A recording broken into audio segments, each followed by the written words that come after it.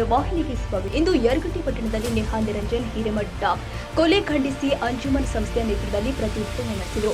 ಈ ವೇಳೆ ಮಾತನಾಡಿದ ಅಂಜುಮನ್ ಕಮಿಟಿ ಅಧ್ಯಕ್ಷ ಕಾಸಿಂ ಹೊರಟ್ಟಿ, ಈ ಕೃತ್ಯ ವಿಶ್ವ ಮನುಕುಲಕ್ಕೆ ಆಘಾತ ತಂದಿದೆ. ಕೃತ್ಯ ಮಾಡಿದ ಆರೋಪಿಯನ್ನ ಬಹಿರಂಗವಾಗಿ ಗಲ್ಲಿಗೇರಿಸಬೇಕು ಎಂದರು.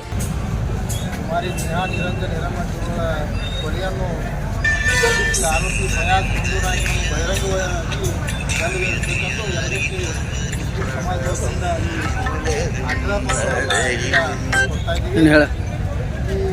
ಮಾನ್ಯ ಹುಬ್ಬಳ್ಳಿಯ ನಮಸ್ಕಾರ ಕೊಲೆ ಇಡೀ ವಿಶ್ವ ಮನುಕುಲಕ್ಕೆ ಆಘಾತ ತರಿಸಿದ್ದು ಈತನ ವಿರುದ್ಧ ನಿರ್ದಾಕ್ಷಿಣ್ಯವಾಗಿ ಅತ್ಯಂತ ಕಠಿಣ ಕ್ರಮವನ್ನು ತೆಗೆದುಕೊಂಡು ಶಿಕ್ಷೆ ವಿಧಿಸಬೇಕೆಂದು ಯರಗಟ್ಟಿ ಅಂಜುಮನ್ ಇಸ್ಲಾಮಿಯಾ ಕಮಿಟಿ ಹಾಗೂ ಸಮಸ್ತ ಯರಗಟ್ಟಿ ಹಿಂದೂ ಮುಸ್ಲಿಂ ಸಮಾಜದ ಪರವಾಗಿ ಮನವಿಯನ್ನು ಸಲ್ಲಿಸುವುದರ ಜೊತೆಗೆ ಸಮಾಜದಲ್ಲಿ ಇನ್ನು ಮುಂದೆ ಇಂಥ ಅಮಾನವೀಯ ಹೇಯ ಕೃತ್ಯಗಳು ನಡೆಯಬಾರದು. ಇದಕ್ಕಾಗಿ ಆರೋಪಿಯನ್ನು ಶೀಘ್ರವಾಗಿ ಮರಣದಂಡನೆಗೆ ಒಳಪಡಿಸಬೇಕು. ವಿಳಂಬವಾದಲ್ಲಿ ಮುಂದಿನ ದಿನಮಾನಗಳಲ್ಲಿ ಭಯದ ವಾತಾವರಣ ಉಂಟಾಗಿ ಜನರಲ್ಲಿ ಆತಂಕ ಹುಟ್ಟಿಸಬಹುದು.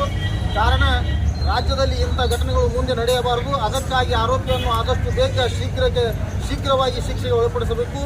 ಮೃತಳ ಮನೆಯವರಿಗೆ ಆತ್ಮಸ್ಥೈರ್ಯ ಹಾಗೂ ದುಃಖವನ್ನು ಭರಿಸುವಂಥ ಶಕ್ತಿಯನ್ನು ದಯಪಾಲಿಸಲಿ ಅಂತ ಮನವಿ ಪತ್ರವನ್ನು ಕೊಡ್ತಾ ಇದ್ದೀವಿ.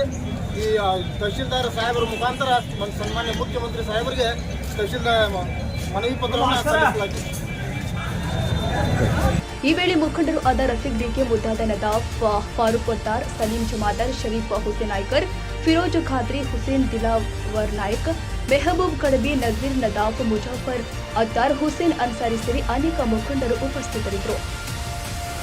ತಾಜಾ ಸುದ್ದಿಗಾಗಿ ಎಂಟಿವಿ ನ್ಯೂಸ್ 24x7ಗೆ ಸಬ್ಸ್ಕ್ರೈಬ್ ಮಾಡಿ ಮತ್ತು ಬೆಲ್ ಐಕಾನ್ ಅನ್ನು ಒತ್ತಿ. ತಪ್ಪದೇ ಲಿಂಕ್ ಶೇರ್ ಮಾಡಿ.